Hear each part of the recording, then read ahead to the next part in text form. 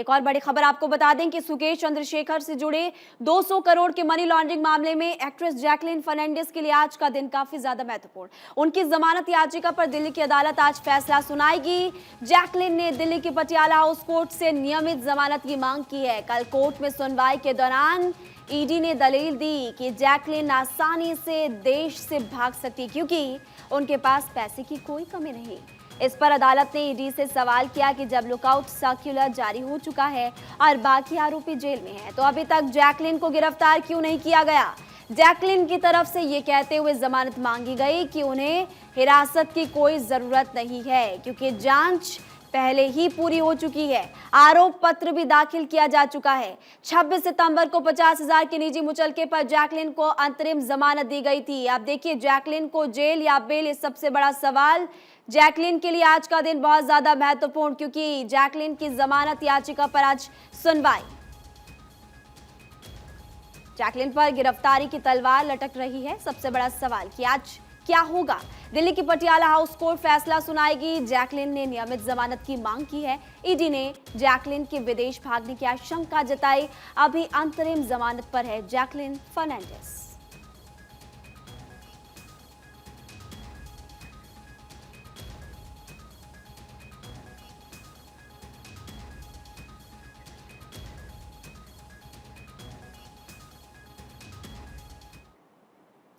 तो जैकलिन पर ईडी का शिकंजा लगातार कसता जा रहा है। ईडी का कहना है कि जैकलिन को सुकेश के आरोपों के बारे में पता था, बावजूद वो उससे तोहफे लेती थी रही। और महाठग सुकेश चंद्रशेखर का कहना है कि वो जैकलिन से प्यार करता था।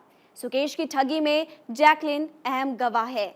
जरा ये पूरी कहानी क्या है, इस रिपोर्ट के जरिए आप समझिए। 200 करोड़ के मनी लॉन्ड्रिंग केस में बॉलीवुड एक्ट्रेस जैकलिन फर्नांडिस की नियमित जमानत याचिका पर आज फैसला आएगा। इस केस में सुनवाई के लिए जैकलिन कल पटियाला हाउस कोर्ट पहुंची थी।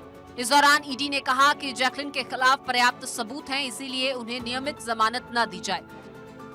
सुनवाई के वक्त पटियाला हाउस कोर्ट में जैकलिन के साथ पिंकी ईरानी भी मौजूद थी। पिंकी पर सुकेश से पैसा लेकर जैकलिन तक पहुंचाने का आरोप है। जैकलिन ने कोर्ट रूम में अपने बचाव में कहा, इस मामले में जांच एजेंसी को मैंने पूरा सहयोग किया है। मैंने खुद इस मामले में सरेंडर किया, लेकिन ईडी ने मुझे सिर्फ परेशान किया है। वहीं दूसरी ओर ईडी की तरफ से वकील ने कहा कि जैकलिन एक विदेशी नागरिक हैं, उनका परिवार श्रीलंका में रहता है। जैकलिन ने दिसंबर 2021 में भागने की भी कोशिश की थी। पटियाला हाउस कोर्ट ने 22 अक्टूबर को जमानत याचिका पर सुनवाई करते हुए जैकलिन को अंतरिम जमानत दी थी। तब भी ईडी ने जमानत के फैसले का विरोध किया था। एजेंसी ने आरोप लगाया था कि जैकलिन ने कभी भी जांच में सहयोग नहीं किया। सबूत सामने आने पर ही खुलासे हुए। ईडी का ये भी कहना था कि उन्होंने भारत से भागने के लिए काफी कोशिश की, लेकिन एलओसी जारी होने के कारण वो ऐसा कर न सकी।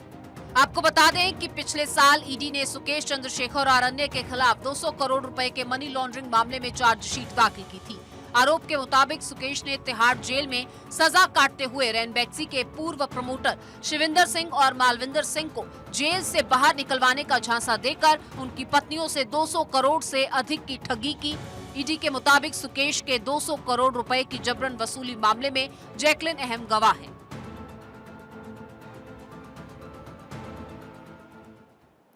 तो आखिर क्या था ये पूरा मामला, आपने इस रिपोर्ट के जरिए समझ लिया। लेकिन जैकलिन पर ईडी का शिकंजा लगातार कसता ही जा रहा है। ईडी का ये कहना है कि जैकलिन को सुकेश के आरोपों के बारे में सब कुछ पता था। अब इस पूरे मामले को लेकर देखिए आज सुनवाई होने वाली है। इस पूरी खबर को लेकर और विस्तार से जानकारी आप इस रिपोर्ट के जरिए देखिए।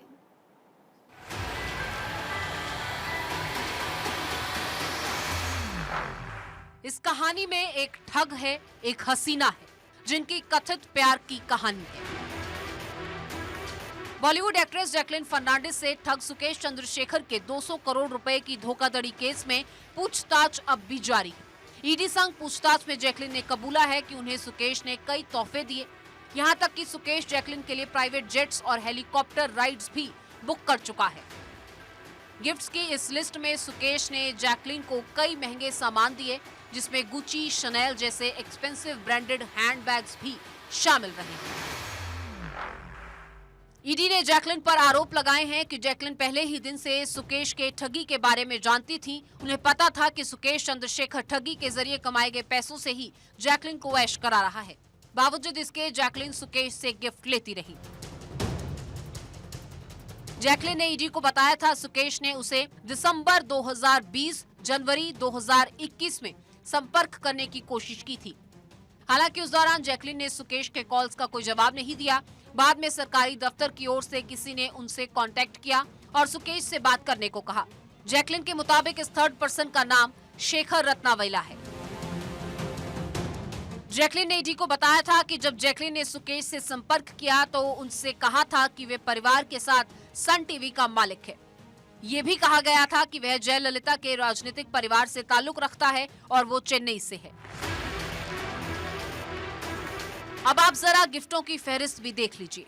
सुकेश ने उन्हें लिमिटेड एडिशन परफ्यूम्स, हर हफ्ते वीन एल्कलाइन पानी की बोतलें, अलग अलग जगह से रोज फूल और चॉकलेट्स, गुची शनेल के 3 डिजाइनर बैग्स, जिम वियर के लिए गुची के 2 आउटफिट्स, लुइस विटॉन के shoes, 2 pair diamond earrings, multi coloured stone bracelet, 2 Hermes bracelet और उन्हें घर के लिए एक मिनी कूपर गाड़ी भी मिली थी, लेकिन सुकेश ने वह वापस ले ली। ये वह तोहफों की लिस्ट है जिसे जैकलिन ने खुद बताया।